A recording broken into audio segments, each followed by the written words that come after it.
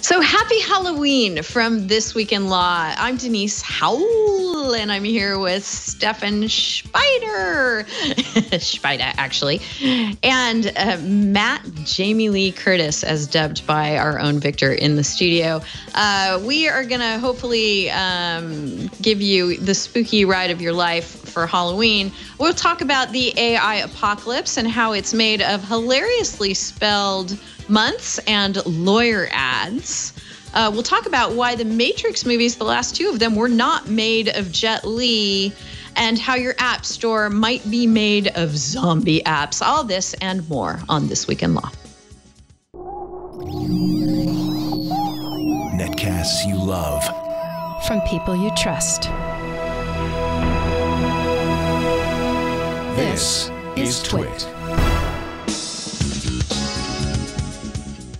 This is TWiL, This Week in Law with Denise Howell, Stefan Spider, and Matt Curtis. Episode 440, recorded October 26th, 2018. 12 Angry Zombies.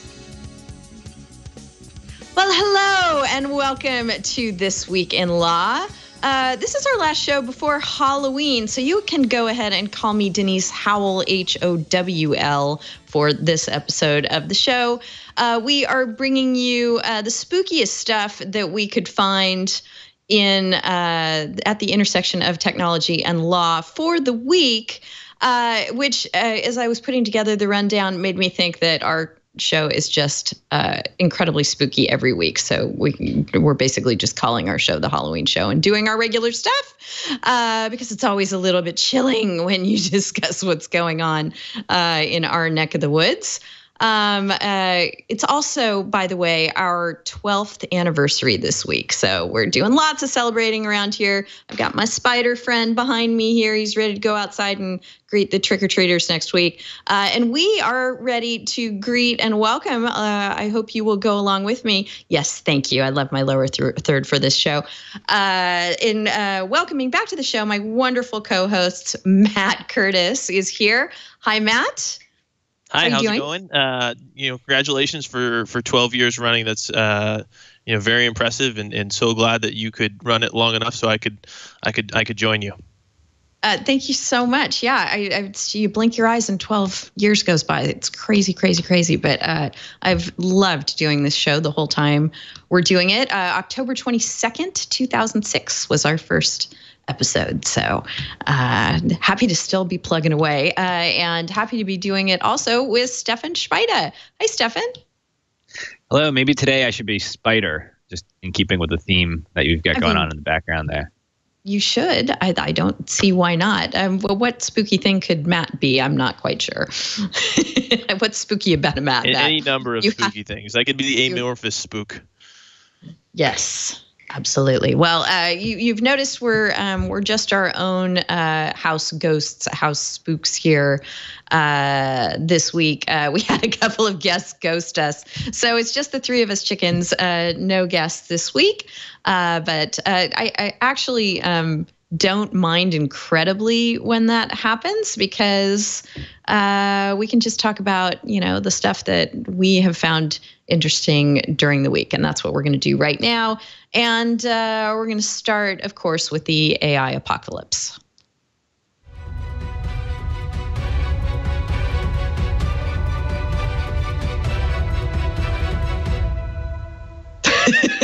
Oh, that's fantastic. Thank you so much, Victor, for our special Halloween show robots bumper.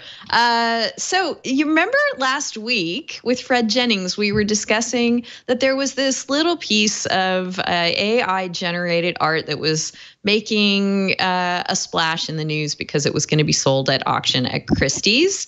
And the estimated price for the thing was $7,000 to $10,000, which I think I can universally say, at least I am speaking for myself, thought that was a lot of money to pay for such a piece of art. It sold for $432,500 yesterday to an anonymous phone bidder. And there's been some really interesting reporting, either that we didn't see last week or that's come out since, about how this work of art was generated. So I'm bringing it up again to go into that a bit. There's a really interesting backstory to this. And aside from the fact that it's interesting that Christie's and the media are sort of spinning this creation as the creation of the AI itself, rather than the individuals who trained the AI, coded the AI, et cetera. So that's interesting from an IP and machine rights, I guess, standpoint. And also, when you get into the background of this, The Verge has a great story talking about Obvious, the company that created this AI, that created this work that sold for almost $500,000, and how it had worked with another coder who had come up. Barrett is his name, and they had used a good deal of his code. They'd modified it, they said, but Robbie Barrett, Barrat is his name. They'd modified the code, but to make it do what they wanted. But there are a lot of common aspects, and it's open source code. Just to add another sort of wrench into the figuring out who the creator is of this work and who is entitled to both, I guess, profit from it financially and have the acclaim and notoriety of having come up with an algorithm that would do this. So, Stefan, what do you think 1 week on and post sale about all this?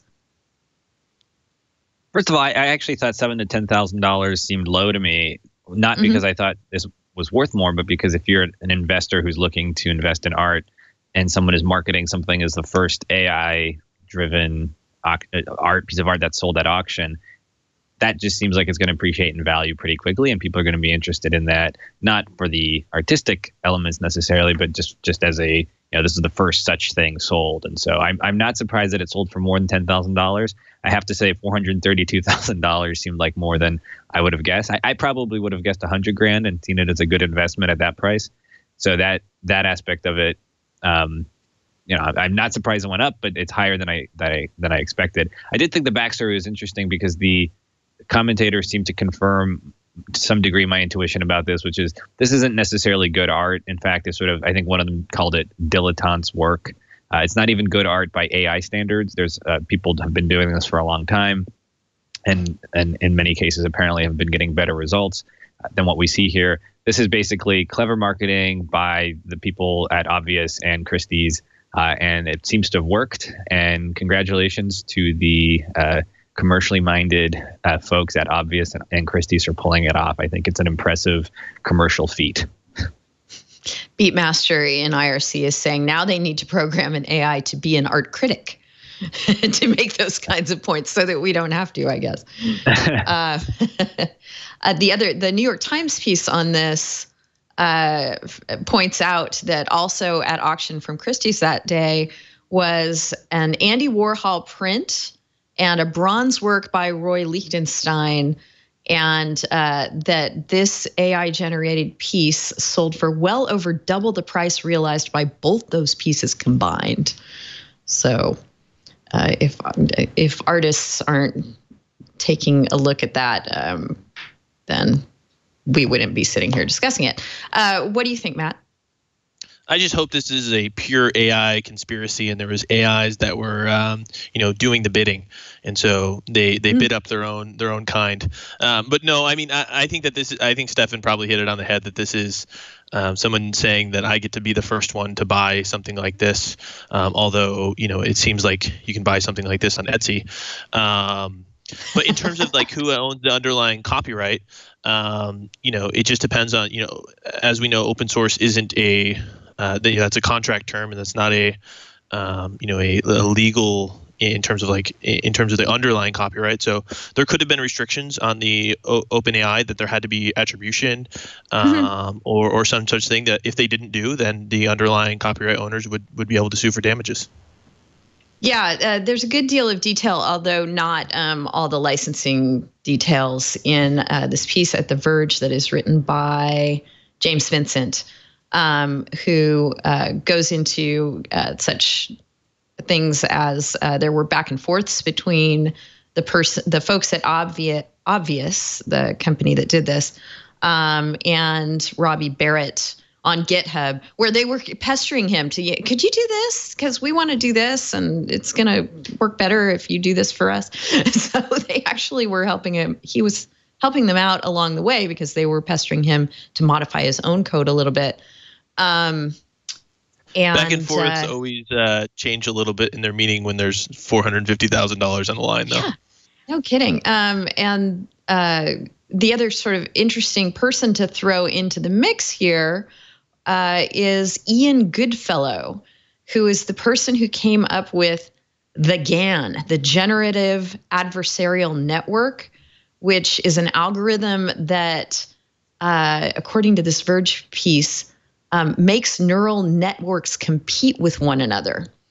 And that's how you train them to look for patterns and et cetera. I'm not going to try to explain what it was, or how it works. There is apparently a great piece, I haven't read it yet, at Technology Review, all about Ian Goodfellow and his work. So seek that out if you want to know more about what he's done and how GANs work.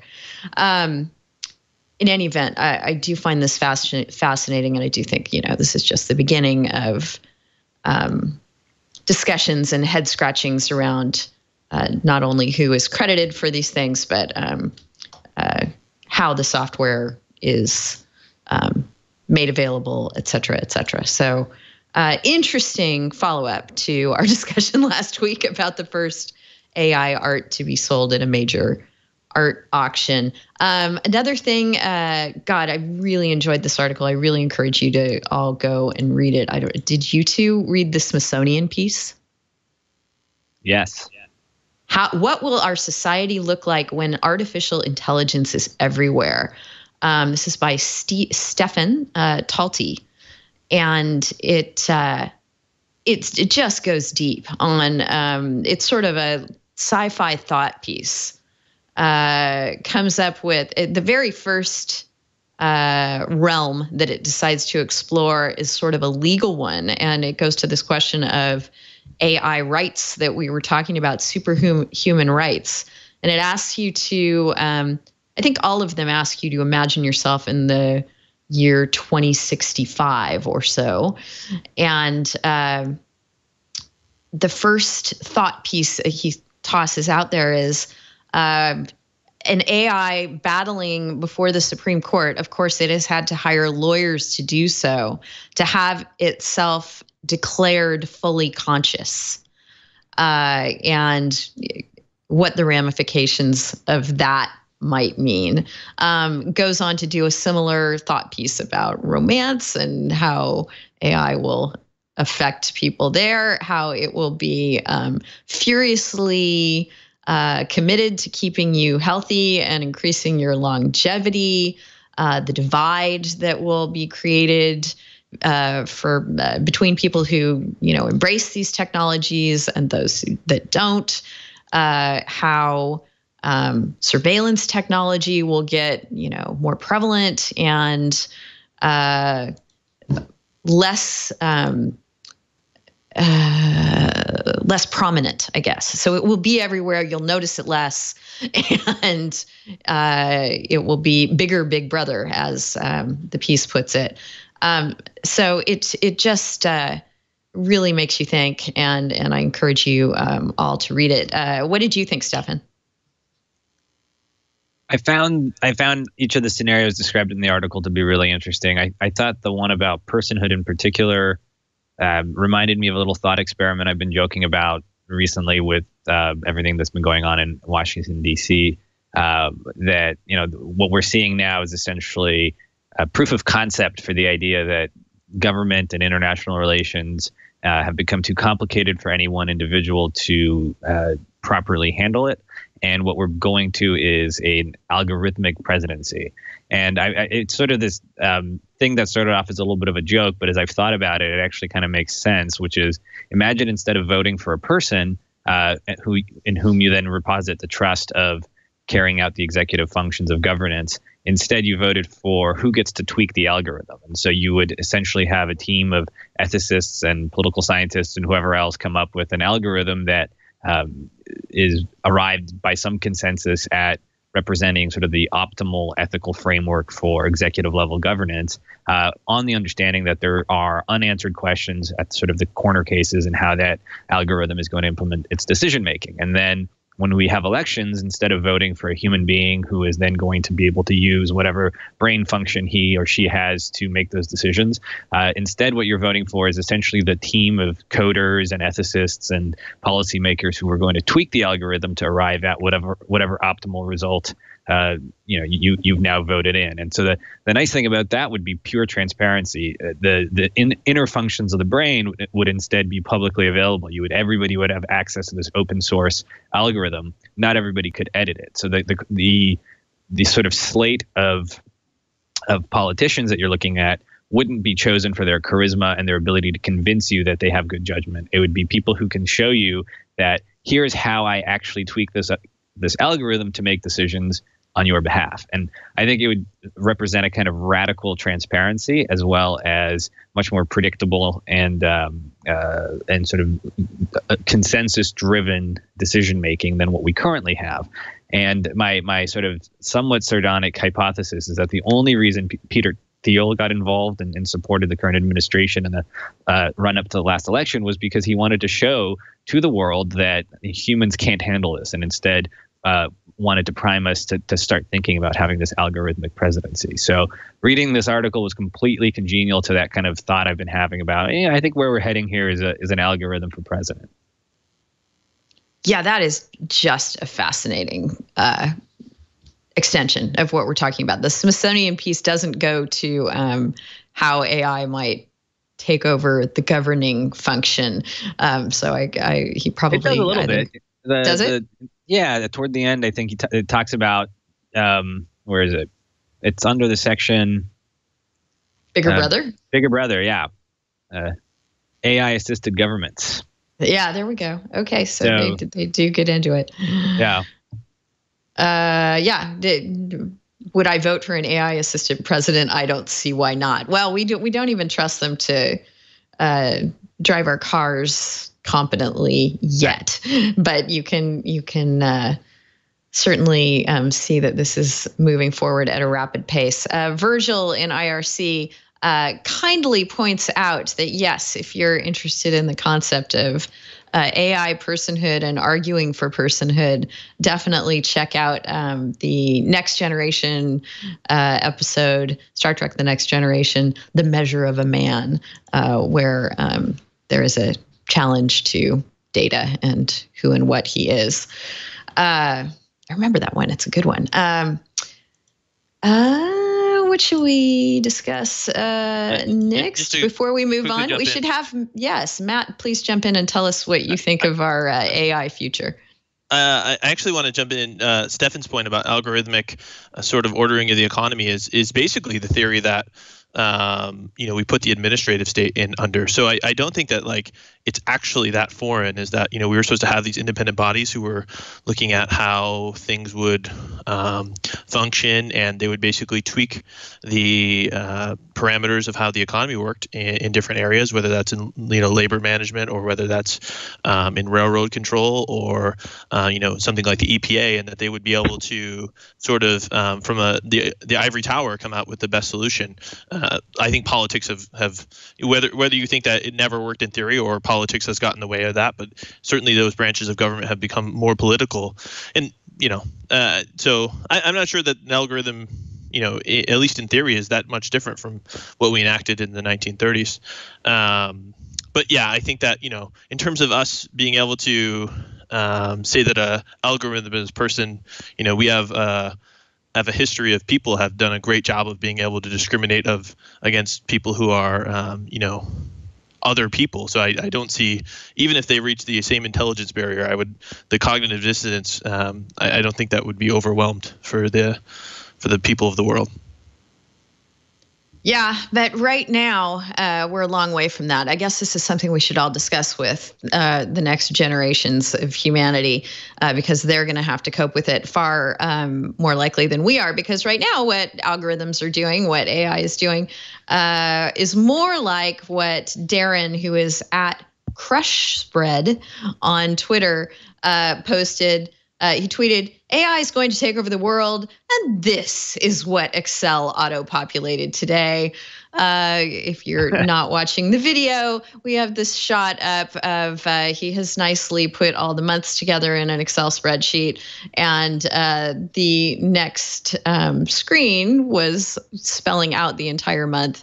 And because the first one was December, and the second one was November. The third one, October, became Octember. And April became Aprember. And it goes on from there. So that's pretty much what AI is doing there. And then also something else I spotted on Twitter, another example of sort of where we are and how far we are from people being able to think about a competent AI presidency. Somebody, let's see, Keaton Patty, at Keaton Patty on Twitter, forced a bot to watch over 1,000 hours of lawyer commercials and then asked it to write a lawyer commercial of its own. So we have a script from said lawyer commercial, and it is the stuff of genius. I won't read the whole thing, but it starts out, a lawyer stands next to a shelf with books. The books are very wide. They have eaten too many words. Lawyer, have you been hurt in an accidental car? Has the government sold your lungs without nicely asking? Are you mesothelioma?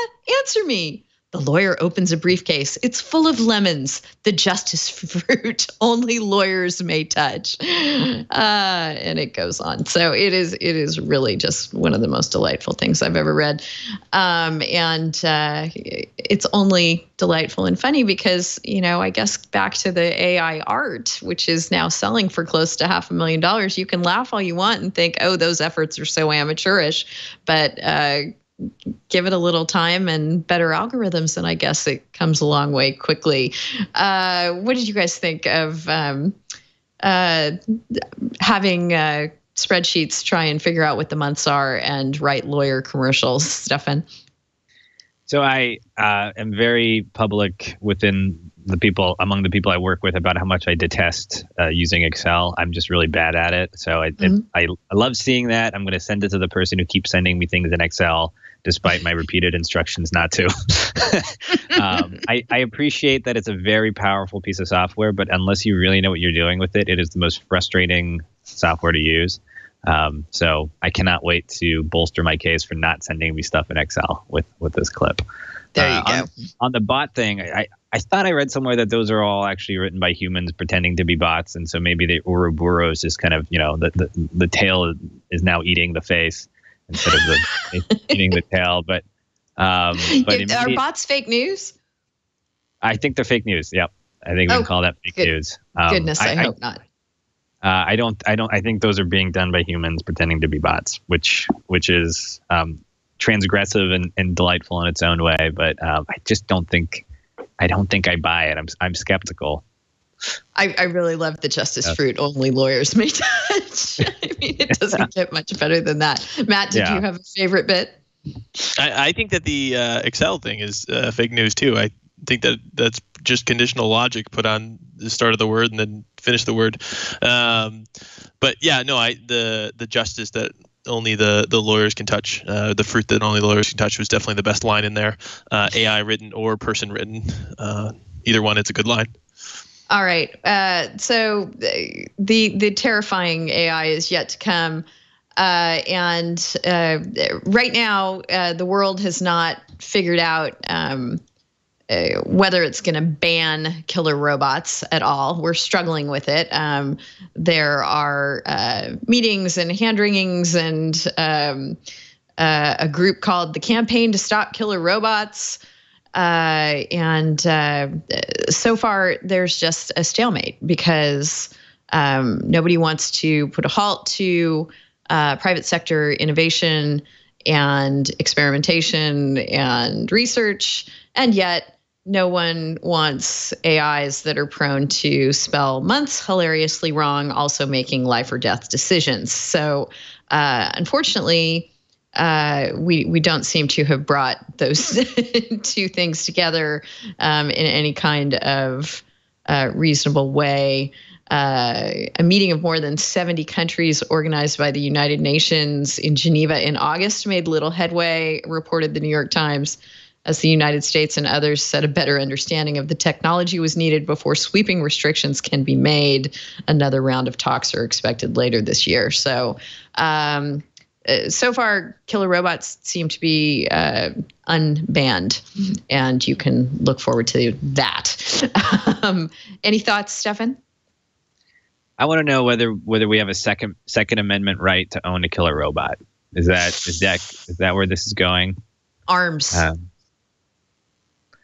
Arms. They're arms. Yeah. I thought Yes. bare arms just meant you had the right to kind of pull your sleeves up, but maybe I misread that part. It's in the penumbras. You got to look in the penumbras.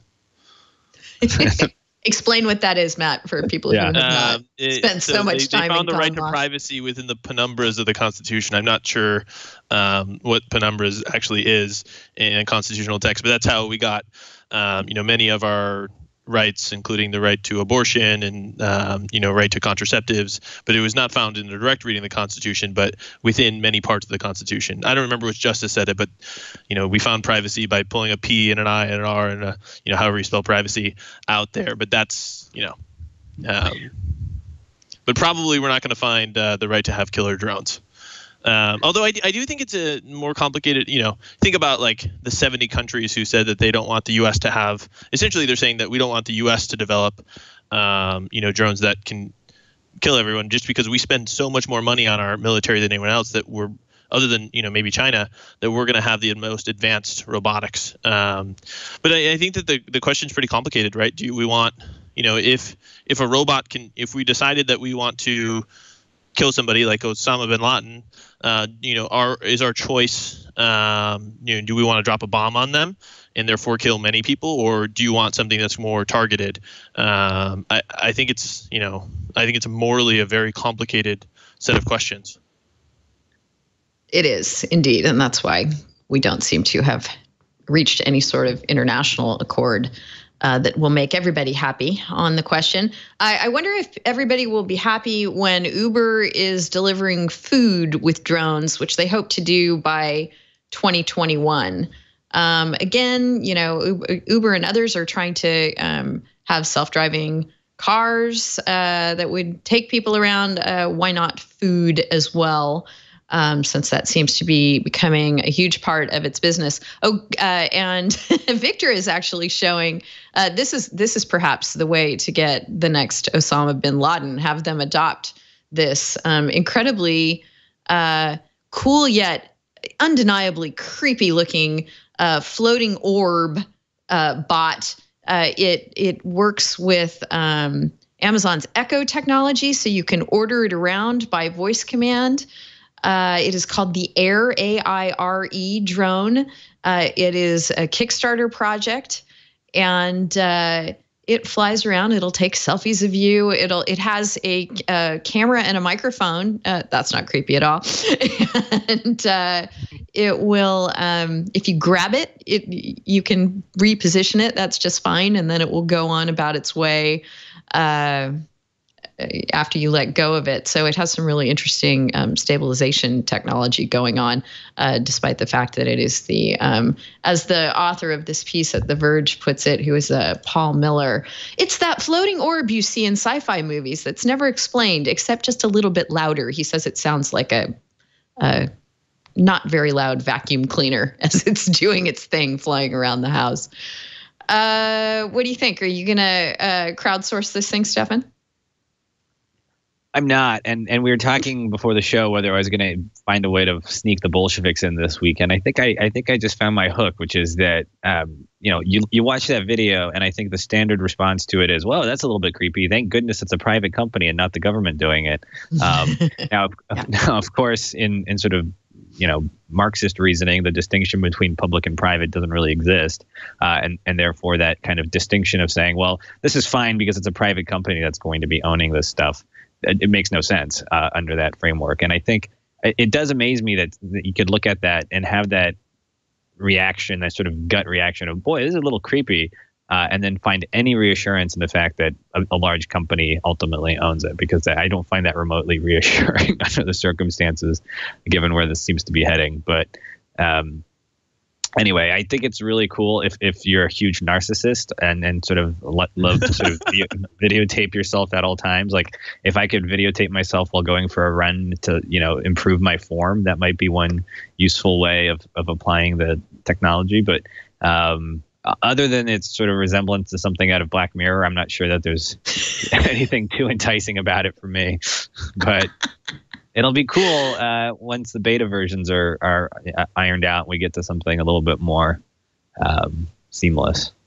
Right. Well, I guess it doesn't matter if it's, as you're saying, a private company doing it or the state doing it. If we're just going to have the tech companies make backdoors for the government anyway, my tie-in with Osama bin Laden is this thing. And this thing is, it could be the perfectly benign personal assistant in anybody's household that they come to rely on and think fondly of. And it also could be incorporating killer robot tech so that if the person got out of line, the government could just take over and take them out without too much trouble. What do you think, Matt?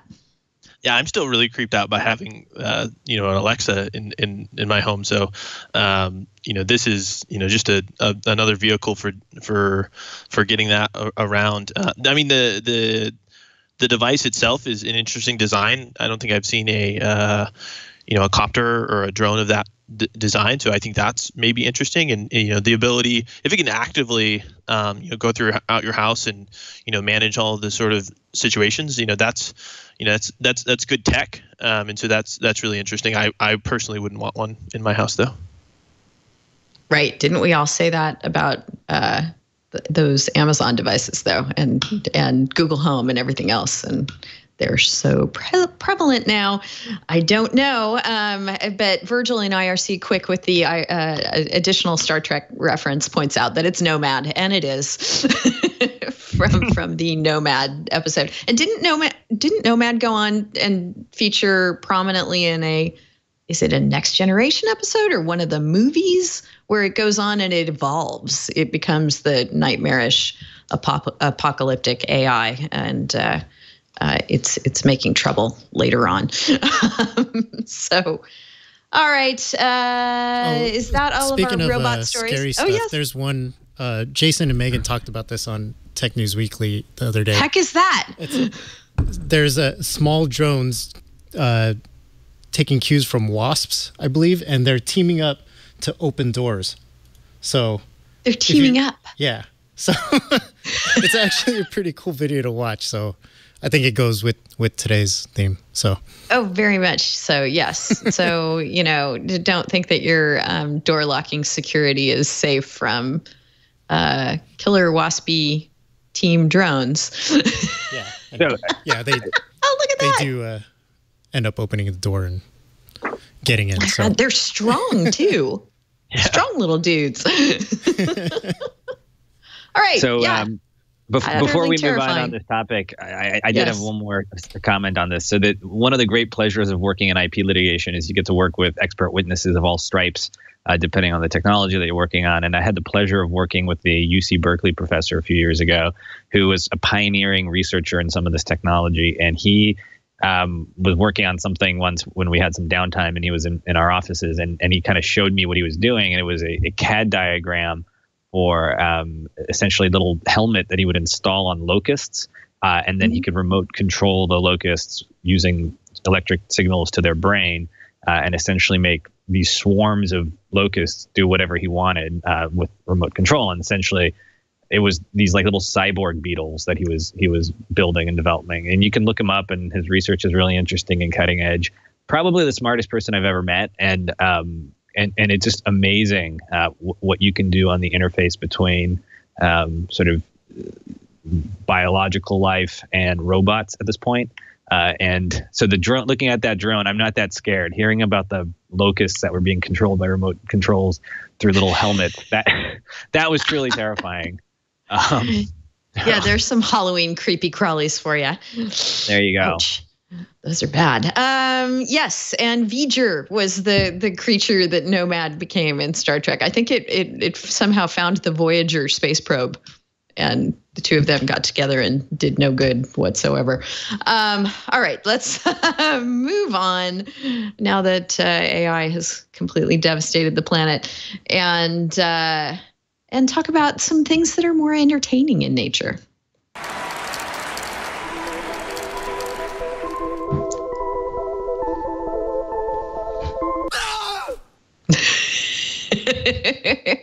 Yes, the Halloween horror movie edition of our bumper for entertainment. Jet Li starred in one of the Matrix movies, right? The original one. We featured in it anyway, and then turned down, and he has talked for years about the fact that he turned down the next two. He recently gave an interview where he described precisely why he did that. And it was for reasons that we've discussed on the show before, but he puts it really succinctly. He was going to be required to do several months of filming, far beyond the actual time required to get his scenes down. He says they wanted me to film for 3 months, but be with the crew for 9 months. And for 6 months, they wanted to record and copy all of my moves into a digital library.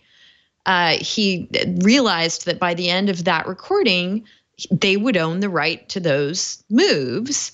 And he was worried that technology would allow U.S. filmmakers, as we have discussed on the show before, to replace his face and use the moving body moves that he'd given them, and basically create their own martial arts movie with his whole library and lifetime of martial arts training. So he turned them down and rejected the role. And I thought that was just a really interesting gloss on that decision, and you can understand why he might have done that. Matt, were you surprised to read this? Yeah, I mean, I think that from the get-go, on the face of the article, I thought this was, there was a big divide in the 2000s between, the classical way of shooting on a reel, a video, and the digital way. And I know, at least within digital media circles, that was a big deal when they started actually filming media through digital. But it's a much more nuanced approach that he had. That essentially that if they have my choreographed moves, and they have like sort of the data points at which I am making these actions, and they can turn this into anything. And I didn't get a chance to look further, but it would be interesting to see if anybody's moves have been turned from one film into a cartoon or anything like that, because those are rights that you can sell and be able to have those used and to think through it and to say, no, this isn't something. And also kind of surprising to me that the Matrix or whoever owned that was not willing to negotiate that and to say, hey, we'll limit ourselves to only using this during the Matrix or some other contractual right that allowed him to keep hold of that. Yeah, I mean, it's probably telling that they didn't negotiate that. In fact, what they wanted was a library of martial arts moves, and they went on and hired another actor. Apparently, the role that Jet Li played was Seraph, and a Taiwanese actor named Colin Chu, if I'm saying that right, stepped in and played that role. So now perhaps they own his whole digital library of martial arts moves. What do you think, Stefan? I think it showed a remarkable amount of sort of sophistication and thinking through the consequences of agreeing to that deal. It wouldn't necessarily been obvious at the time to worry about that, I think. I mean, I don't remember exactly when The Matrix came out, but it was in the sort of mid to late 90s, I think. So sort of seems pretty forward thinking for an actor and a martial artist to be thinking about that stuff. So that's impressive. I'm with Matt. It's a little surprising that they wouldn't have found a way to kind of both see upside in that deal. But maybe Jet Li is just a craftsman who really values martial arts for its, on its own terms and doesn't want it exploited by holographic depictions on some sort of roadshow down the road. So great. I mean, it's a thoughtful approach, or maybe alternatively, he just didn't actually get offered the role and is coming up with a pretextual explanation for why he's not in the movie. So could be either. Who knows? We didn't have fake news in the 2000s though. That it must have been true. Yeah, good point. Yeah. Although he's saying it now. Do you guys think this is a losing battle for actors to take a stand on this? Presuming this isn't fake news, to say, yeah, no, I'm going to draw the line, and you can't do that because obviously they hired someone else, and presumably got the terms they wanted with that actor. They didn't get Jet Li's, super fluid, wonderfully trained moves, but. What do you think? I mean, do you think actors should continue to try and take a stand on this, Matt? Yeah, I think that, to the extent that this is something that they find valuable, and to the extent that, actors negotiate for all sorts of things and in different terms within their contracts, and to be able to alienate your usage of your specific skill. I think he was generally regarded as a good actor, but his martial arts skills were certainly an exceptional part of his characters. And so to say that you can't just take this and use this part of my skill set in other movies or for other purposes without maybe they could have set up some licensing regime to use them in other situations, but the ability of someone to protect their assets, that seems like a really good thing, and something that, to the extent that it's uniquely valuable, you should certainly be thinking about. Yeah, it makes me think about, other things that become the property of the person you're working for when you're an artist working for them. If you're a singer, your songs, obviously, but if you break them down into their constituent parts, there's, if we're talking about sampling and remixing, et cetera, I suppose they have to think about all of the possible reuses of the work that they are recording, and make sure that their contracts with their studios, et cetera, labels, reflect everyone's understanding of how that's going to work. Same thing with a dancer, et cetera. Stefan, any final thoughts on that? In response to your question about whether actors should continue to take a stand, I think, anybody in a role where what they can control is the use of their labor has a choice to make. But, they can either band together and assert some sort of power, or they can help build a structure where there's one owner who owns everything, and we're all just licensees of that owner's property. And what I mean by that is you can either help concentrate power and wealth, or you can help diffuse it. And I think what Jet Li did was took a stand to try to diffuse it a little bit and say, I'm not going to let you own this because it's mine. And if enough people do that, then we'll have competition and various sources of ownership and distribution of the benefits that flow to it. If they don't, if everybody just gives up and says the most powerful person can just own everything and we'll use it on some kind of arrangement that resembles a license, then that's where we'll end up. It's a choice we have to make as a society, and I admire Jet Li's approach. Yeah. Virgil in IRC is bringing up Tupac's hologram and the fact that we've seen dead celebrities resurrected in that form, zombie-like rising from the grave, for our Halloween show. And those would be name, image, and likeness, right of publicity issues that would be controlled by the estate. So I would assume it's not exactly clear that Tupac's actually dead. I think that we're going to revive that conspiracy theory. That's right. It may not be a zombie after all. Are you guys Massive Attack fans? Do you even know who that is? Of course I know who that is. Yes. Okay, good. I'm feeling old. I was wondering if it was maybe before your time. Okay, so Massive Attacks, speaking of feeling old, Mezzanine was the first album to be streamed for free online, and that was 20 years ago. And in honor of that anniversary, Massive Attack has done something massively weird and wonderful and perhaps a bit creepy. They are re-releasing the album encoded as strands of synthetic DNA. It comes in a spray bottle. They worked with a scientist, a company called Turbo Beads, and Wired reports that's a spinoff from Swiss Science, Engineering, and Mathematics University, ETH Zurich. They adapted technology pioneered by U.S. biotechnologist Craig Ventnor, who created a synthetic chromosome of a bacteria species in the laboratory with 4 watermarks written into its DNA. So if that's not straight out of sci-fi, I don't know what is. So apparently these beads have the DNA encoded into them. They report if you were to scrape it off the wall and have it analyzed in the correct conditions, you'd be able to play the album back as soon as the right player becomes available. So fascinating re-release of Massive Attacks Mezzanine.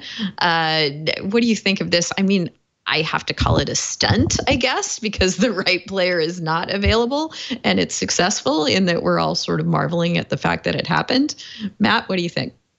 Yeah, I think this is great publicity, similar to the AI story we talked about earlier about, how do I get my product noteworthy and therefore inflate the price or the number of buyers.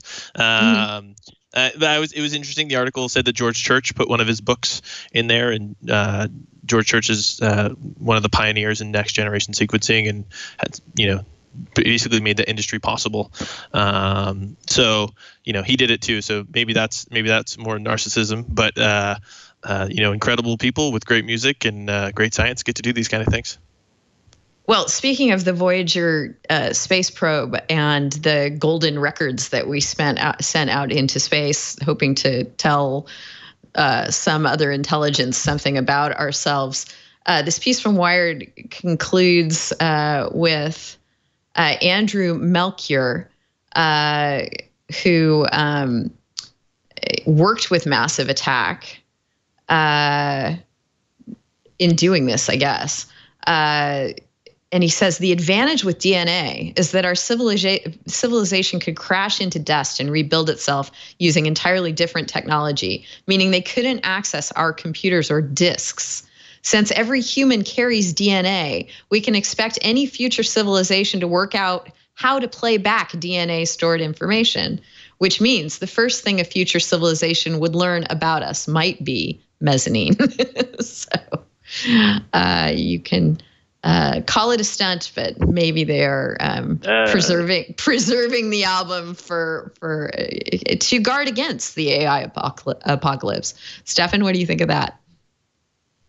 I always think of examples from like Roman history where there are so few surviving artifacts that we have this totally distorted image of what their lives must have been like based on inferences that are being drawn from this, truly tiny data set. And so if this is what the future thinks we were all about, you could do worse than Massive Attack.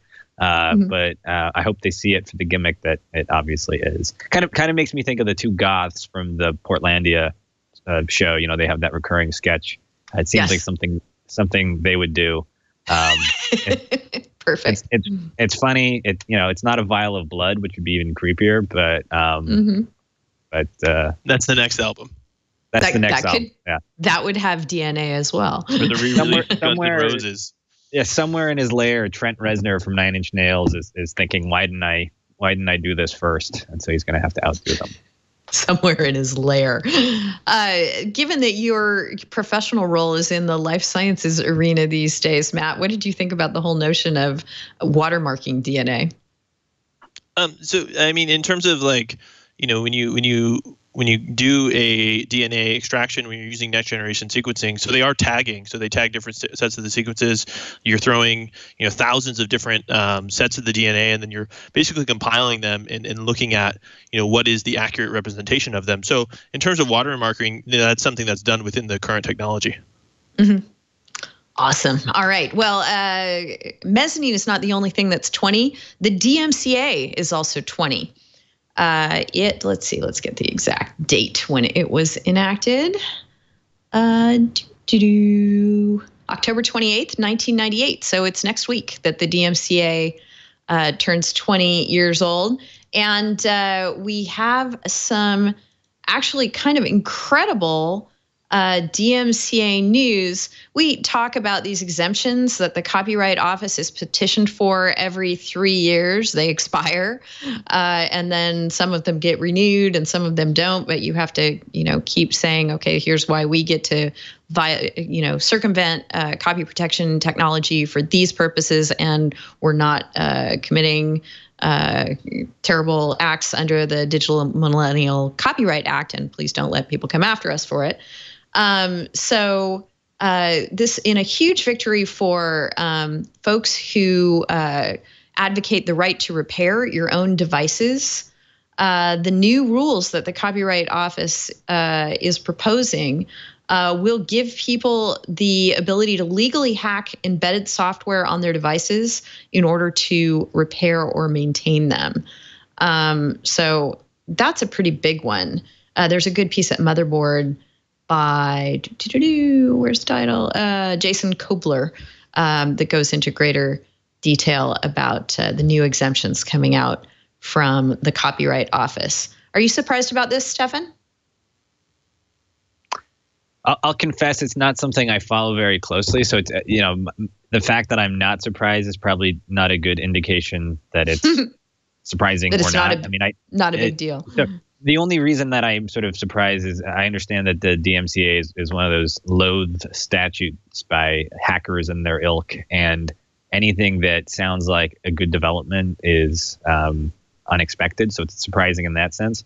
It's not unsurprising in the sense of this is such an intuitive right that to not have the right would be just bizarre and draconian. So I realize I'm sort of way overthinking your question and larding it up with too much preamble, but I guess I'm surprised, but I feel like I shouldn't be surprised because this is so intuitive. So I guess yay. Yes, definitely yay. Matt, any thoughts? Yeah, I'm surprised. I'm not sure that it gets everyone all the way where they want to go, though, because you can still have contract rights that stipulate that you can't do these sort of things. So I think that, the sort of example that's been most sympathetic within the public is John Deere's enforcement of its copyright on tractors. John Deere has an exceptional program of maintaining its equipment, and many people will pay a premium for John Deere equipment, especially in more industrial agriculture, to use their products because they will maintain them. Well, if your hack is going to stop them from maintaining that or void that contract, then that's something you're not going to do anyway. So it's good in terms of someone who's trying to pick through a product to determine its usability or something like that. But I don't know if this is going to affect 95% of the situations where people I think that were advocating for this wanted it to affect. Let's go ahead and make circumvent our first MCLE passphrase for this episode of This Week in Law. We put these phrases in the show in case you are a lawyer or other professional who watches or listens to our show to receive professional credit in your field. That's probably not the only reason you watch or listen, but if you're watching or listening and you're required to get professional credit in your field, you might want to apply to have our show count for that. It's I learn something every week, and we hope that you do too. So if you're a lawyer, if you go to twit.to/MCLE, you'll find some resources there if you're a lawyer in the United States for whether and how you can apply in your jurisdiction to receive continuing legal education credit. And we'll try and support you however we can if you'd like to do that. And we do put these phrases into the show as a way of supporting you in case you are in a jurisdiction that needs to have some sort of verification that you watched or listened to the show itself. So there will be one more of these phrases before we sign off for the day. All right, I think that is all of our copyright material. So let's move on and talk about something really spooky, privacy.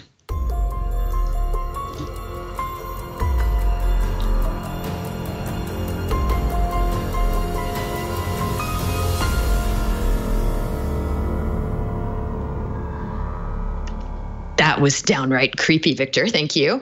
Other things that might creep you out a bit, if you're wondering about unintended consequences of the GDPR, one thing that it may be doing is taking a very prominent company and cementing its stronghold, that company being Google. Stefan, you wanted to talk about this week, so why don't you lead us off on this discussion? So I should give credit where it's due. I think this was actually Matt's idea. So okay. Sorry, I got confused. I think Matt gets to go first on this one. Yep, Matt, you go. Yeah, I think that, this is just, and I think that people predicted this, but, when you make rules based upon your ability to essentially share private information, which seems like a really good idea, you're going to run into situations where companies that are more vertically integrated and provide services both, like Google does, they provide Gmail, they provide search, but they also use AdSense. So they don't, the GDPR doesn't affect them as much as it would another company that doesn't have such integrated, is not as vertically integrated. And so, when making this, they essentially wanted to say that these big companies are the problem with these privacy rights, but then the law is tailored so that it actually helps them. And on a baseline level, this happens in many circumstances just because the money at stake for them is lower to go out and comply with regulations, whereas any of their competitors, this is a much more substantial burden. So, just sort of any major law like this is going to do some things like this, and the early data is showing that Google has benefited from it. Right. And Google, obviously is so integrally involved in so many people's lives. The EU, in addition to being concerned about the privacy ramifications of what many companies do with the data they hold, has already tangled with Google on antitrust grounds as well. So it seems like their two goals seem to be at odds with each other in this instance. Making Google more powerful is probably not what they want to do with their privacy laws. What do you think, Stefan? My meta commentary on this one is that talking about unintended consequences is usually like a sign of college or law student aged person who's reading The Economist and sort of trying to hector his more regulation-friendly friends about why they should think through the policy implications of what they're suggesting. And I don't mean that as condescendingly as it sounds. Like, I think it's an important thing to think about. It just always amazes me that it doesn't figure into the discussion very often. It's like everyone knows unintended consequences are a problem and should be considered, but there's something about the concept that I think repels people for some reason, and they don't think them through. And certainly everybody could have seen this coming as a consequence, and I'm not sure why they didn't do anything about it or didn't think it through. That's my. So what you're saying is there are always unintended consequences, but if you were constantly stymied by worrying about them, no one would ever get anything done. Yeah, in effect, but at the same time, I think that's pushes people away from thinking about, well, maybe there are certain unintended consequences that we really should think about and we should address because they're so predictable and so obvious and so counterproductive to the goal of the stated endeavor, the stated goal of this endeavor, that we really should think this through. But then as soon as anybody brings up the phrase unintended consequences, it's like it's almost like the phrase political correctness. Like it just has taken on a meaning of its own and nobody really thinks about what it means anymore. They just sort of shut down right away. And I see unintended consequences in that same bubble of like people just don't want to think through what's implied by the term. Yeah, that's fascinating. As long as we're doing the spooky Halloween show, of course, and we're talking about the GDPR, what's most scary about the GDPR for companies that do hold data of folks in the EU is its ability to levy enormous fines. Facebook has not been fined under the GDPR yet, but was fined, I believe, just yesterday by the UK's Information Commissioner's Office. The maximum fine that it could impose for the Cambridge Analytica breach, which is £500,000, $645,000. It would have been much higher had the GDPR been enforced when that breach took place. So the scary fines are still waiting to be levied. As far as Google operating in the EU, part of its ability to do so is being underwritten by the fact that it's now charging phone makers for Android apps. Did you look at this, Matt? And how does this relate to what we're discussing?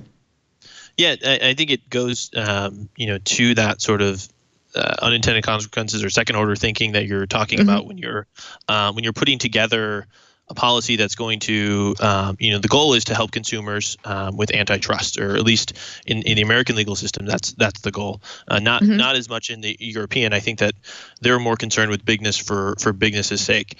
And what they did is they enforced antitrust against Google for putting some of its apps within the Play Store, automatically download on your device. And what Google's response to that was, well, these sort of things offset our cost for operating our devices, and is why Android is able to be offered for free. And so, as almost a punishment to the antitrust, the EU antitrust division, they said, well, it's going to cost phone suppliers to operate our devices, and therefore, in trying to help consumers, the ultimate implication for Google was, well, if they don't want to put this on the device, we're just going to charge them for them. Essentially, Google gets what they want, and it just costs European consumers more, which is not the outcome we certainly hope for. Right, and then in sort of a third piece of Google consolidating power and responding to increased pressure to build in more privacy to its products, what Google has done, and people are, sort of wringing their hands about, oh, gee, that's great, but, there are unintended consequences here. It has restricted how third parties, developers can access scan people's Gmail accounts and then target ads at them, etc. There are a host of new privacy restrictions that limit how developers can use Gmail data, and it's clearly in response to pressure both from the EU and U.S. legislators that they want companies to make sure that people are aware of what's being done with their data and who it's being shared with and how it's being used. And, did I tell you could scan my Gmail to target ads? If I did, buried in terms of service somewhere, it doesn't feel like a real meaningful consent. So on the one hand, it's nice to see Google clamping down on that kind of sharing. And on the other hand, there are developers and innovations that, are impacted by this, and services that people might want actually to be able to work with their Gmail that can't now because of these new restrictions. Services like Unroll.me is mentioned in this Washington Post piece, for example. So the fear is that by making itself look good and responding to consumer privacy concerns, Google is consolidating its power, its grip on data. It's keeping that data that it's now not sharing with these developers, and allowing itself to use that data in things like its own research for things like artificial intelligence. So it feels a little conflicting to see these steps taken, and perhaps not have the consequences that everyone would hope would result. What do you think, Stefan? This kind of goes back to the point about that we've raised a few times on the show about people want convenience and they don't really think about the back end of how they got that convenience to begin with. And it really is interesting to think about that all these little services and products that people are interested in pursuing, they don't really think about, well, what's the actual business model here and where are they getting their money? And I'm really the business model. The stuff I'm working on and sending and they're scanning and selling is the business model. And so, yeah, people are going to be frustrated. I remember a few years ago, I can't remember exactly when I did this, but at some point Google and Gmail had a feature where you could disable some kind of tracking that they were doing at the time. And I disabled the tracking, whatever it was. I'm forgetting the details. And I got this really passive aggressive notice from Google saying, we use this feature in order to deliver a better product. By opting out of this collection, you are going to, essentially be personally responsible for the crappiness of our product going forward. It wasn't quite that pointed, but it was along those lines. And I remember thinking, boy, that's weird. I mean, it was a truly passive aggressive automated message after I opted out of some tracking program that they had. And so, yeah, I mean, we all have to make decisions about how our data is used. And if the collective result of that is it's harder to unsubscribe from an email, everyone will make their own determination over whether or not that was worth it. Right. Yeah. And it reminds me of what we were speaking of before, the divide that develops between the folks who go all in and the folks who do not, so what experience do you have with interacting with Google if you've opted into all their collection, and what experience do you have if you don't? And it occurs to me that what you don't have, even with Google deciding to retain its control and not share it as widely with developers, is you don't have that choice. You would maybe you like those developers and their products better than you actually like the Google only experience. Maybe it gives you some degree of security and protection that you don't feel that you would have otherwise. So it just feels like this step doesn't do what it needs to put the actual user in the driver's seat as to what's being done with their data. What do you think, Matt? Yeah, I would agree that you're limiting some of the consumer choice, and I think that's why you're seeing another of our articles. We had Tim Cook coming out and really advocating for sort of GDPR-like privacy rules within the U.S. And it's hard not to think of that as a means of getting more Apple share in the product market. Google does rely heavily on their data. 92 or 93% of the revenue is derived from search, but 80% of the market for cell phones is all on Android. And so, to the extent that it costs more for you to own an Android device because you're not essentially able to sell your data to these companies in order to get a cheaper phone, then more people are going to buy Apple products. And that's sort of one of the things. Now, I don't think I think there's regulations within the middle that you can come up with. You can work on making sure that the consent's actually given. I would agree with Stefan. There's really not a meaningful choice if it's buried in the terms of service that no one's really seeing and no one really knows about. You think about classical law, and you think about the statute of frauds. There's certain things that you have to make sure you're getting real consent for. You have to make sure you're signing for. That would seem to be a solution that would be somewhere in the middle, rather than saying that you can't alienate your rights to these privacy, or that you pretty much must, which is the competitive market we have right now. Well, let's spin that out for a second, because that's an idea I hadn't really thought of before. Explain what the statute of frauds is for folks who aren't lawyers. So the statute of frauds is basically that you have to, in certain types of transactions, I think it's transactions for more than a year, transactions for marriage, or transactions for lands, there's additional requirements that you have to do in order for that to be a valid contract. I think it's basically a signature, but it had, back in the there has to be a writing. Correct. In the 17th, 18th century, there used to also have to be a seal.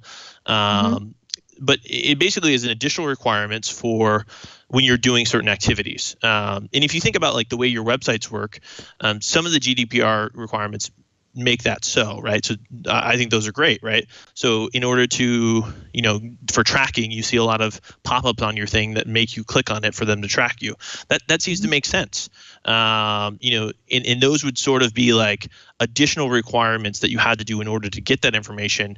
And the ability to set two different prices for that, especially in a long-term contract, makes sense. That Google could say, look, if you want to use Android and you want to give us the data, it's X dollars. And if you don't want to give us the data, then it's Y dollars, because that actually reflects the underlying cost of the service. Yeah. And I can definitely see that kind of an economic system developing, but it's scary to think about that, we have the people whose data is protected who can pay and the ones who can't, and it's not. But that's not a frightening future. Go ahead. It's not so different from other supply chains. Like if you think about grocery stores, you go to the organic section or, any kind of specialty store, it's going to be more expensive because it's subject to standards that aren't applied to the cheaper stuff. And that's capitalism, baby.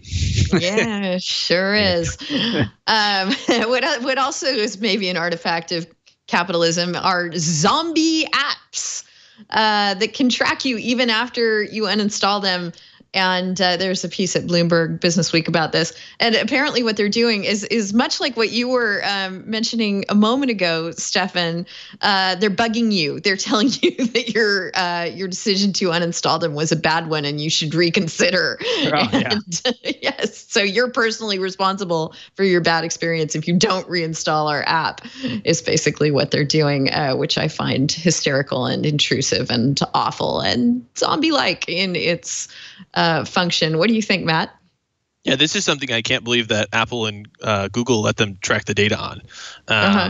This seems like they should find a way to privately stop them from doing this, because this is just bad for their, a bad reputation for their services. Yeah, I don't know how anybody thinks this is a good marketing strategy, but apparently they do, and they need a stern talking to.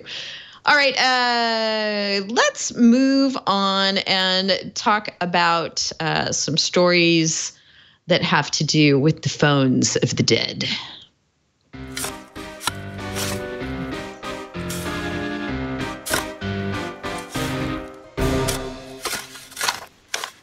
Very cute, Victor.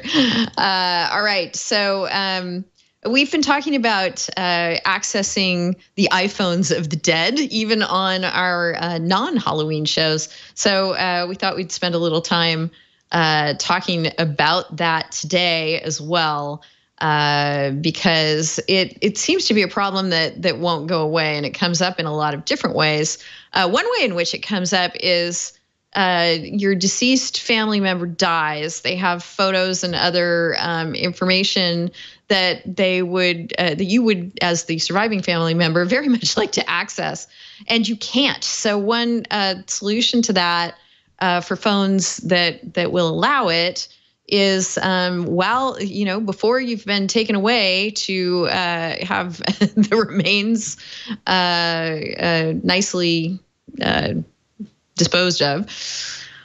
People are putting their warm, deceased, dead family members' fingers on their phones, hoping to unlock them, hoping to be able to get in and make sure that they can access that data before it goes away and is inaccessible unless they hire someone like Grayscale. So we know already that this doesn't work with Apple's Face ID, which has this liveness feature that we were discussing. I think it was last week or the week before. But perhaps for phones that are simply locked down with a fingerprint bio measure, that maybe this would work. What do you think about this practice, Matt? Obviously, it's sort of creepy, but in the situation where your family member, you have important documents on your phone, like what else are they going to do? Maybe you can work on making sure you share your password with your family, but that's also something you don't necessarily want to do. So, it's a tough situation when you have a loved one who's lost, and I can't imagine, going to the morgue and trying to press their finger. That sounds terrible. Right. And we've discussed on the show before. I mean, one thing that you might think about in this context is maybe the person whose phone is locked and they haven't shared their password or otherwise given access to it to their surviving family members and friends. Maybe there's a reason for that. Maybe they actually want that stuff to stay private. And do deceased people have privacy rights? As far as law enforcement is concerned, that's a no. And we know as well that law enforcement has been doing the exact same thing to be able to try and access people's phones. This is something that I've seen reported a few different times. And one context that it seems to come up in is if someone has overdosed on some sort of substance, but they're still warm and possibly capable of unlocking their phone that way. If they access the contacts there, they might find the person's dealer, et cetera, be able to do drug enforcement investigations through the information on the phone. So do you think that dead people should be able to have more rights than they have now, Stefan? As in privacy rights? Yes, as in privacy rights. Yeah, it's tough. I wouldn't even know where to begin crafting a legal framework for that. They are dead, for one thing. Yes. Conspicuously not alive, and thus probably outside most privacy legislation. So it's hard. I think, maybe going back to the informed consent point for a bit, maybe as part of signing up for anything as immersive as a digital life, which is essentially what a phone enables, you should be able to indicate somewhere, kind of like being an organ donor. When you sign up for a driver's license, I think that's how it works in most states. You can kind of indicate when I'm dead, what to do with your organs. Maybe when you buy a phone, you could say, I intend for anything on here to go to the grave with me. And then you're held to that, or you can opt out and say, once I'm no longer alive, anything that I created with this product is gifted to my next of kin, and keep it simple that way. I mean, I think that would be a very, very easy to administer step that would resolve a lot of these questions. Of course, if somebody said, I don't want this to be released, and the family insists they do, then you end up with this weird situation like when, Kafka died and he said, destroy all of my writings, and the executor of his estate refused to do that. And then you have this sort of argument about, what's more important, Franz Kafka's wishes to have his unpublished writings destroyed, or the public's interest in reading Franz Kafka's works. Now, of course, maybe the same thing doesn't apply to Joe on the, Joe on the street and his selfies, but you have a lower public interest in his pictures. But maybe that family can make a similar argument, saying, "Look, I know he didn't want these pictures released, but they're really important to me. So let's have a fight about who wins, either the wishes of the deceased to assert privacy after he's gone, or the family to get to look at those pictures again." And then at least you're kind of having a legally cognizable fight where you've got two stakeholders with different positions, and you can kind of try to weigh them somehow. But without that kind of preemptive indication of what you want done, then it's such a hypothetical academic exercise that I'm not sure there's any administrable way to resolve it. Yeah, I'm not sure either, although Aspire in IRC is pointing out that Facebook lets you nominate 3 users to let you regain access if you're locked out of your account, and is hypothesizing that maybe you could do that, whether it's the phone manufacturer that you're buying it from, or maybe your cellular service could maybe put something like that in place for you. We should point out scientifically, we have a piece in our rundown from Live Science about why it's the newly dead people that this works with far better than the longer dead people. It gets more difficult to unlock a phone using fingertips the longer a person has been dead, because of the reason that Touch ID works is through electrical conductance. And it says we all have a little bit of electricity running through our bodies. When we place our fingertips on a fingerprint scanner, the ridges of our fingerprint touch the surfaces where the valleys don't. Tiny capacitors, devices that store electrical charge, will store more charge coming from the finger if they sit under ridges than they would under valleys. The sensors will use these patterns to form a detailed image. But when a person dies, the flow of electricity ceases, and with it, any chance of interacting with the scanner. So there you go. Newly dead is when this works a little better than if you've been laying about the morgue for a while. Let's see.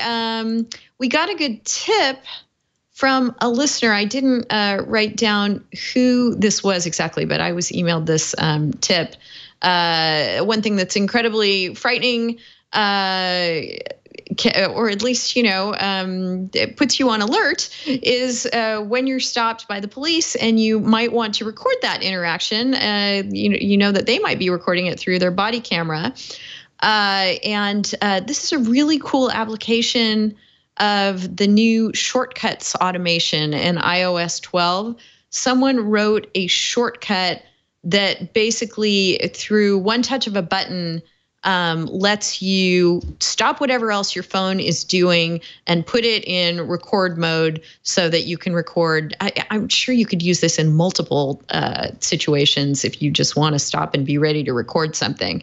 But it is described here in this BGR piece that we have in our rundown as a way to record your interactions with the police. So I just think, I always used to love running macros. And this is basically a macro for your phone that shortcuts your way right into doing exactly what you want to do if what you want to do is immediately record something that's happening in front of you. So pretty cool application of that new feature of iOS 12. What do you think about that, Stefan?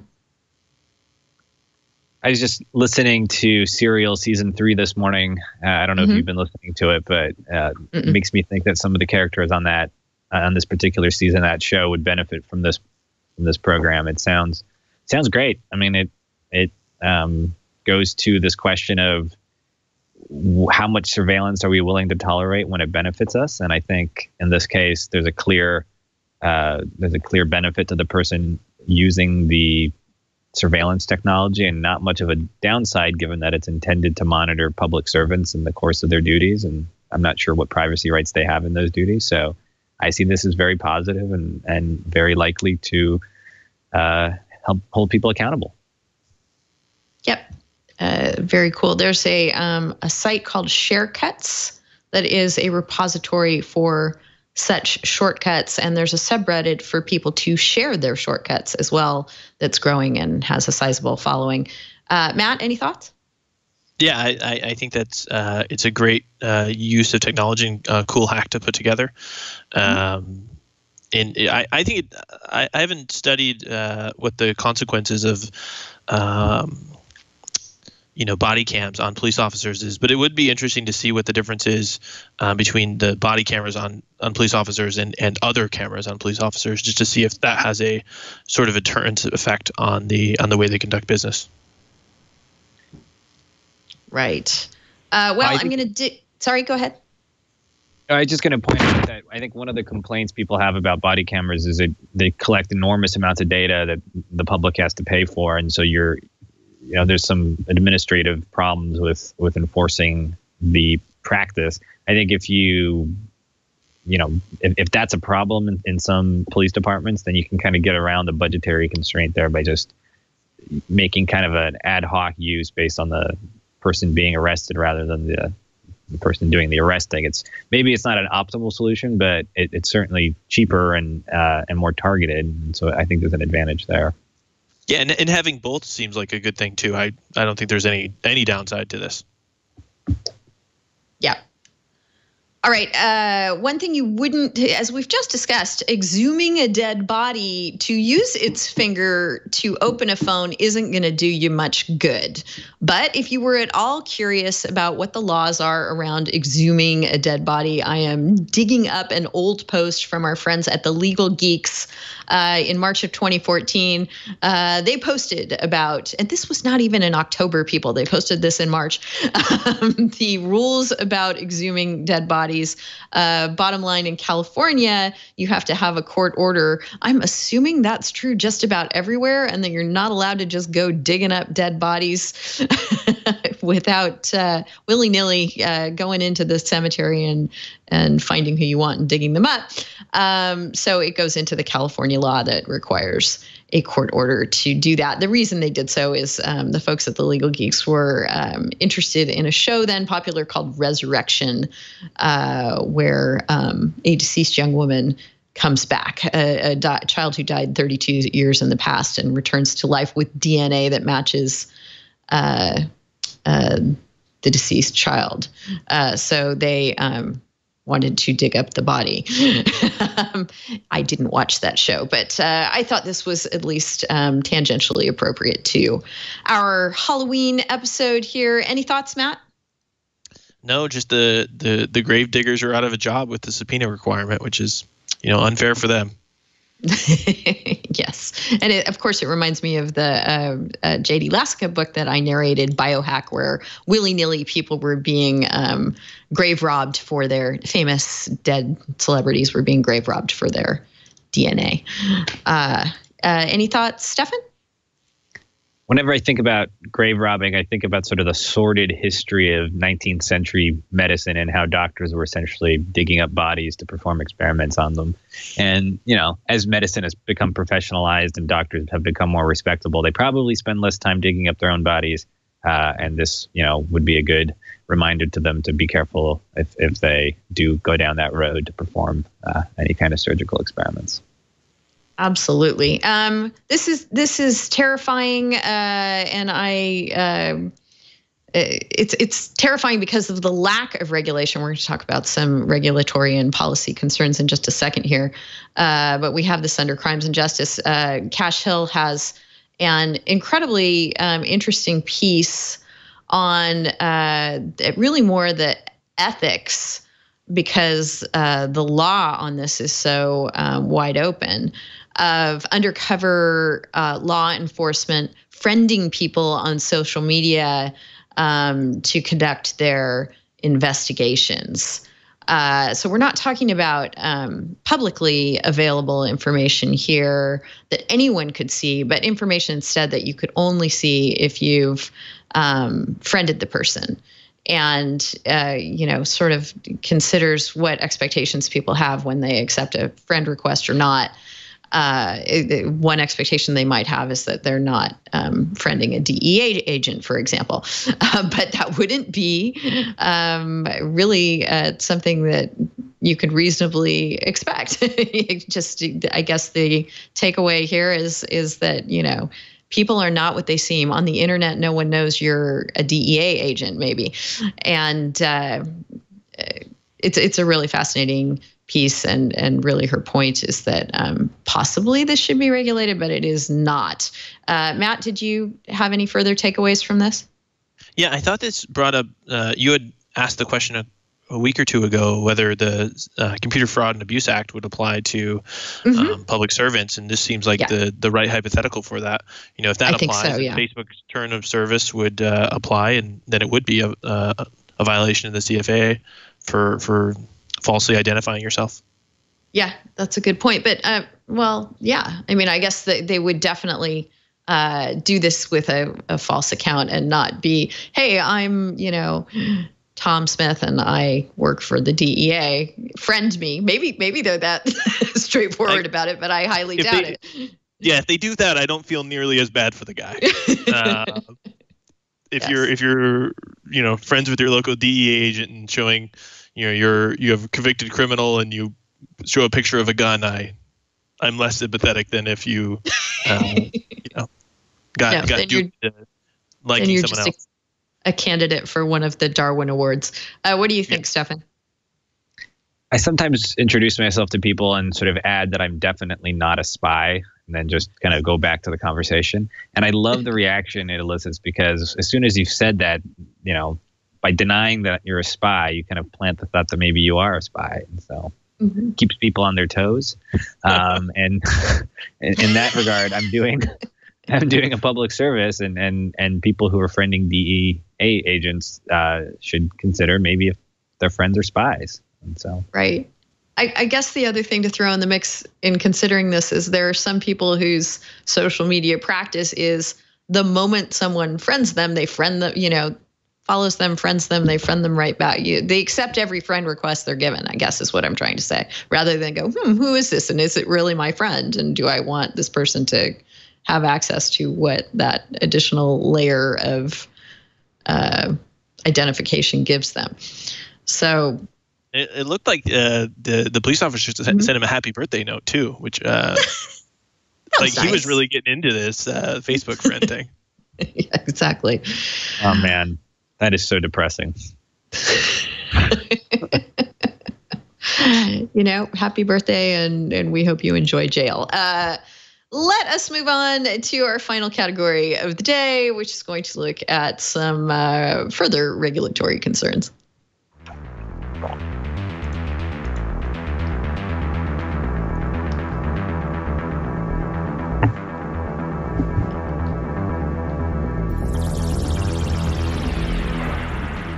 Victor, we might have to keep that one going forward. Yeah, I was thinking that could either be the legislation and policy or other, or it could work so many ways.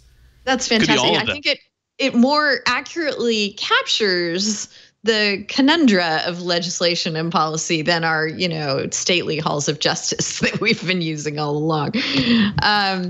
So, Stefan, this is the story that you tossed in the mix for this week, and I put it under regulation and policy because nothing wants to be regulated more than the realm of cryptocurrency.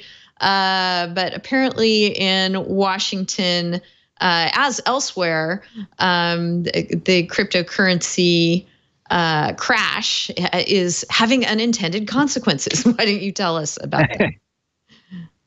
Yeah, I thought the story was interesting. I live in Washington State, and when I moved here, I discovered that electricity is quite inexpensive, and apparently it has some of the cheapest electricity in the country, if not the cheapest. And Bitcoin miners figured that out and started setting up shop in Central Washington, which is a region of the state that's very different from Seattle, but also has cheap electricity apparently.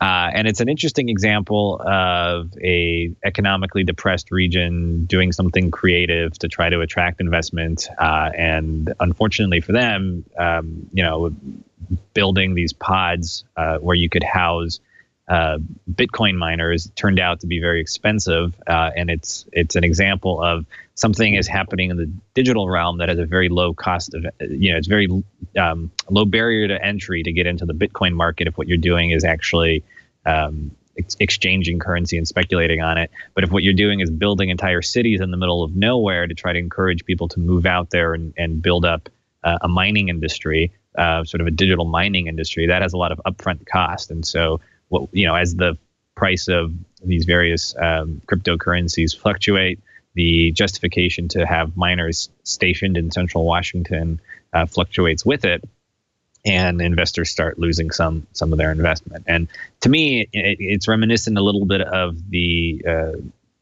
oil drilling that happens in northern Alberta. People may have heard of Fort McMurray, where when oil is at a particular price point, it makes sense to go into the tar sands and start extracting oil from there. But as soon as the price goes down, then that entire sort of pop-up village goes away because it's no longer profitable to extract oil. And so it's an interesting example of where something that's happening in the financial markets or in the digital realm has real world implications for actual people living in actual communities. And I think this story illustrates what that looks like in the physical world and what the ramifications are. So from that perspective, I thought it was an interesting coda to some of the Bitcoin stuff we've been reading about this year. Right. So this company Gigawatt tried to raise money through an ICO. It's being sued, correct, by its investors? Yes. Yes. So we've got the first layer of, how kosher is it to raise money that way to begin with? Another layer of how kosher is it to raise money for this kind of project, given how speculative it is. And yeah, this whole notion of a new mining industry in the real world is quite fascinating. Did you have any further thoughts, Matt? Yeah, I mean, I think I've said this before, but I'm very skeptical of the market for mining, and I think that this story highlighted that you have government incentives going towards these companies putting it in there. It looked like you have essentially the entire energy markets that are kind of disrupted in the area because of this, and that seems like a real problem for something that is essentially a store of value. But I remember when maybe it was a year ago, and Kodak announced that they were going to use their facilities to mine bitcoins, and I think their stock price went up like 20 or 25 cents. So if there's anything that can make you believe that like we really had an economic depression, our first economic depression was the tulip market, it's Bitcoin, because it's just amazing how much money people are willing to spend on an asset that's essentially based upon whether other people believe it's valuable. Yeah, absolutely. So one other industry that is just thirsting for regulation is the world of rentable, borrowable, leave them when you're done with them scooters. There's Lime and Bird and Skip and others making these things available to get around universities and urban centers. And they're not, terribly safe. All of a sudden we've got scooters zipping around. We've got people who might not be real great at riding scooters. Maybe they haven't ridden one since they were 6. Maybe they're riding them on the sidewalk. Maybe they're riding them in traffic lanes. Maybe they're not wearing a helmet and hurting themselves. So this whole industry is certainly rife to have lawsuits and or regulation come raining down on it. And there's a good piece at The Verge about this by Elizabeth Lopato. And of course, the scooter companies themselves say, "Hey, we're simply providing a eco-friendly mode of transportation." Any thoughts on where this is going to go, Matt? Because it's local regulation, I think that the local regulators are going to. There's a lot of determined property is NIMBY, which is not in my backyard, and I think that there's going to be a lot of this. I don't, I kind of think of it as, how people regulate skateboards or skates and this sort of thing. And those sort of activities tend to have a lot of regulations around them. You can't skate in certain areas. And I think the question for me is like, would the policy be any different if everyone suddenly owned, these scooters? And probably not, but ultimately, like, the users of these things they're kind of asking for it too, because they're leaving them everywhere. They're in the middle of the streets. They're kind of a nuisance. But yeah, I think that, it's local regulations and each city is going to set what they want as their policy. You remember we had Fred Jennings on the show last week. He was moving out to California to become counsel for GitHub. And we asked him, he's going to be working in downtown San Francisco, which is replete with these scooters. And we said, be sure and let us know when you're, riding around on the scooters. I don't know if he's been riding around on them, but last Monday he posted to Twitter a couple of scooters just laying, parked on the sidewalk, which is apparent. I don't have them in my neck of the woods, but apparently what you do is you leave them and they get picked up and recharged and made available for use again. And he was marveling coming from New York to California that they lay on the sidewalk without getting stolen, smashed, or covered in graffiti. And it's a nicer place out here, I guess. We don't do that, or maybe we do, and they build that into their cost structure. Stefan, any thoughts on scooter liability? I was in Dallas a few weeks ago, or about a month ago, and there's a couple of guys, maybe 250 pounds each, barreling toward me on these scooters on the sidewalk. And I thought, I'm a big fan of cycling, and in Seattle we've got, the equivalent to the scooters, but they're bikes. And there's something about the bikes that people understand. Like, bikes belong on the road, and I rarely see people biking on the sidewalk. But something about the scooters, I think maybe because they're smaller and seem a little bit more like toys, people ride them on the sidewalks. At least they did in Dallas. And I just thought that is so reckless and so dangerous, and just really not the way to solve the problem. So I hope that if these are widely adopted, that people start using bike lanes and sticking on the street where they belong. It's a cool technology, but seriously, guys, if you're that big and going that fast and you're coming at me on the sidewalk, I'm not going to be happy with you. Did you inform them that you weren't a spy?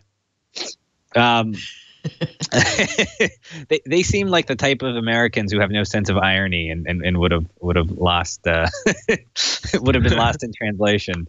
I would have been dunked in a toilet or something. It may have stopped them in their tracks, though, which would have been helpful for you in that situation. The point of this article at The Verge is the way in which the scooter companies themselves are saying, yes, we know these problems all exist, but hey, don't come sue us. If one of the two of them or both of them had collided with you, or any other person who might be in that situation, how do you think they would fare going after the scooter company? It's an interesting business model. I'm not sure Uber was the first one to do this, but they really did it very well, which is to say, come at me, bro. And we'll see what the scooter companies do when they have their first lawsuit. I mean, I don't know enough about tort law to really speculate about how this would end up. Intuitively, going back to kind of first principles, if your business model is widely distributing a product and encouraging people to use it without providing any means to do so safely, you are probably, I hope you have someone on your team who is assessing the tort liability risk, and I hope for the sake of society that we find a good regulatory regime to keep everybody safe and mobile. Right. And I mean, it is sort of surprising that the way our society works is that you could come up with this business model and throw a bunch of new mobile, potentially dangerous devices into an existing environment and then wash your hands, as they're attempting to do, of any sort of responsibility for what happens there. It's a little bit like the 3D printed guns we talked about a couple months ago. It's obviously scooters and guns are quite different, but it's the same attitude of, well, I'm just putting this out there, and what people choose to do with it is their business. And, I'm not sure that's quite how it works. And we'll see what happens. Right. All right. Let us conclude this terrifying episode of This Week in Law and move on to our animal selfie of the week.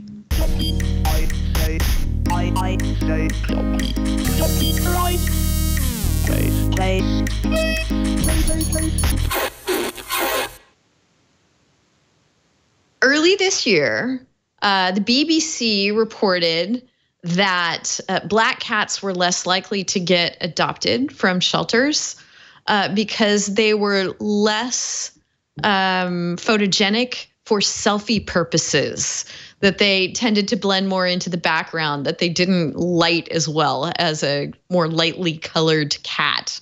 And so there was a strong backlash from many black cat enthusiasts that, my goodness, they are wonderful photogenic creatures.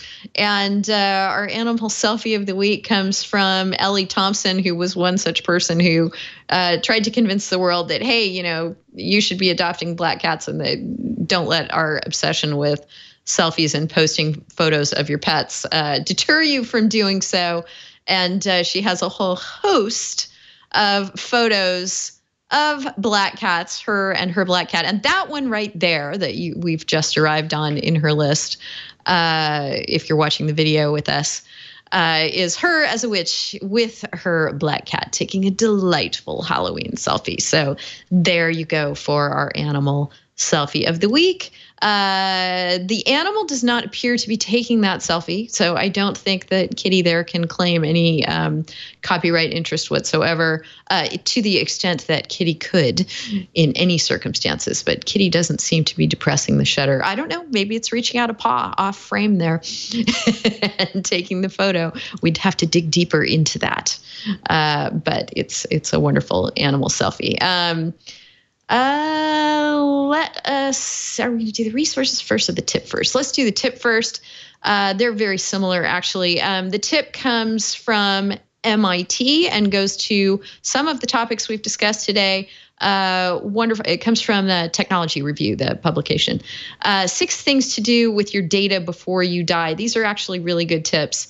The last one, maybe the best one, the last one, number 6, is be careful what you wish for, goes to something that we've discussed here on the show today, that perhaps, the devices that folks are trying to apply their dead family members' fingerprints to, that the dead family member really wants those things to stay private, and that maybe before you are deceased, you have some sort of understanding about, or maybe a discussion with the people around you as to whether you want them in your accounts and devices and things. The writer here, Simpson Garfinkel, says, where is the piece here, the bit? Talks about an associate professor of computer science at the University of New Haven, was an expert in digital forensics. This person I knew died, he says, and his wife managed to finally break into his email and iPad and found all sorts of things about him that she did not want to know. She really loved him, and it changed her whole perspective on him. So, there are zones of privacy in our lives that maybe you want to preserve after your death. But you should think about the tips 1 through 5 if you do want to make sure that some of this digital legacy of yours survives.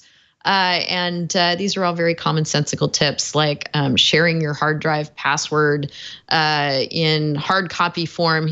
Put it on paper in an envelope and seal it, and make sure the people you love or want to have access can gain access to that.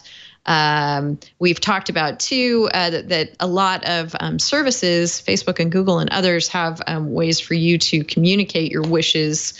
Google has this inactive account manager to specify an email address that will be notified 3 months after your Google account goes inactive. They assume you may be gone if that's what's happened.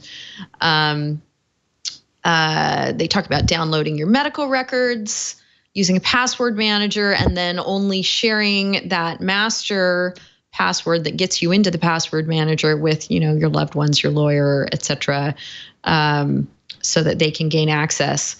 And I love this one, number 5, ponder the complexities of social media. I think, that's just good advice in general, but specifically in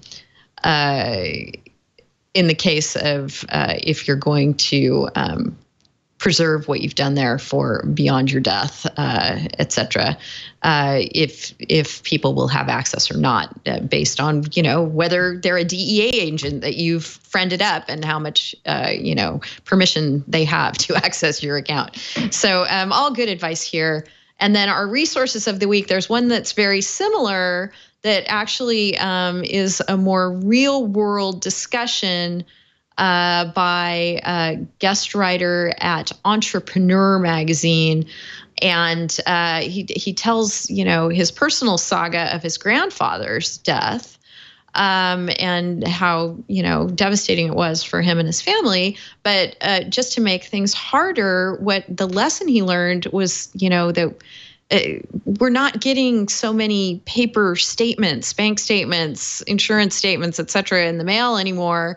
Credit card statements, et cetera, that so much of this has gone online and electronic, and, surviving family members need to close those accounts, access those accounts, et cetera. So he has some very concrete advice here about what to do in the cases of things like credit cards and PayPal and Facebook, Instagram, et cetera, et cetera. So very useful if you find yourself needing to figure out how to sort of close out somebody's digital legacy. And then our final resource, I just wanted to highlight that if you're at all in California or in a frame of mind to travel here, that Stanford Law School has some really great free events that you can attend and ponder further the kinds of issues that we ponder here on This Week in Law.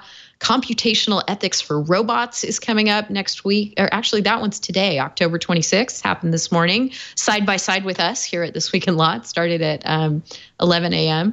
The Case for AI Personhood, now that's coming up on October 30th. So just a great page to bookmark here, the upcoming events page at Stanford Law School.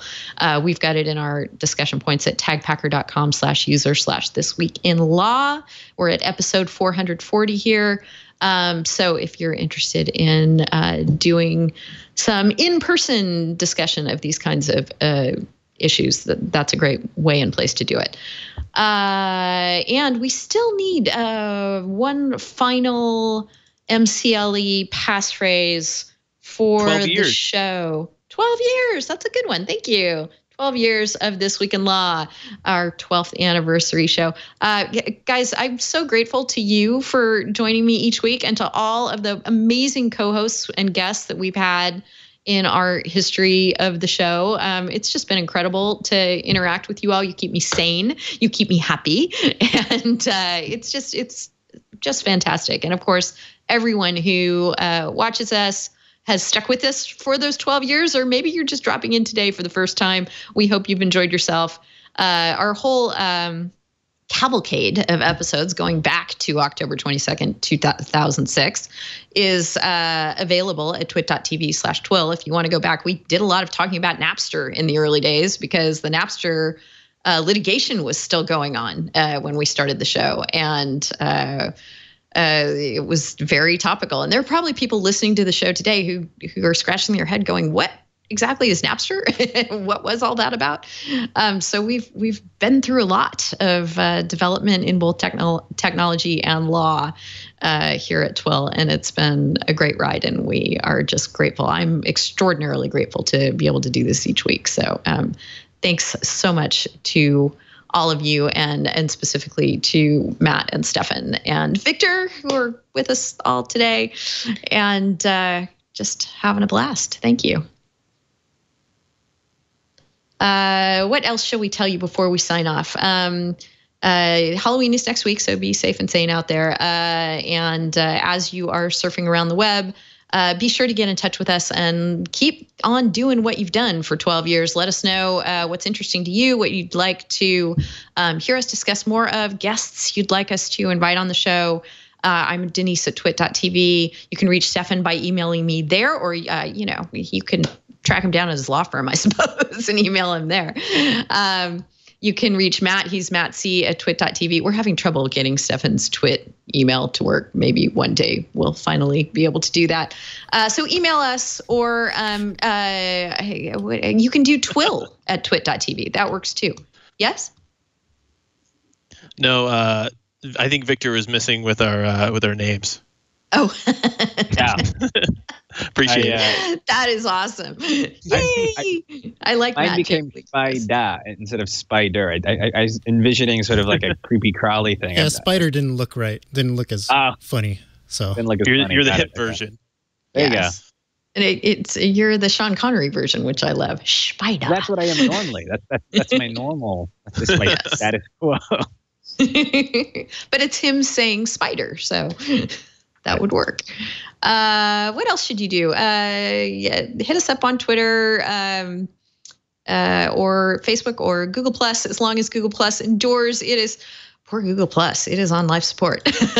So maybe it will rise from the dead like a zombie, or something. Something will. That's one thing we've learned in our history here at Twit, and specifically my history here at This Week in Law, is that there's always something new on the horizon, and that the the things you thought were gone always come back too. So that's somewhat reassuring to know.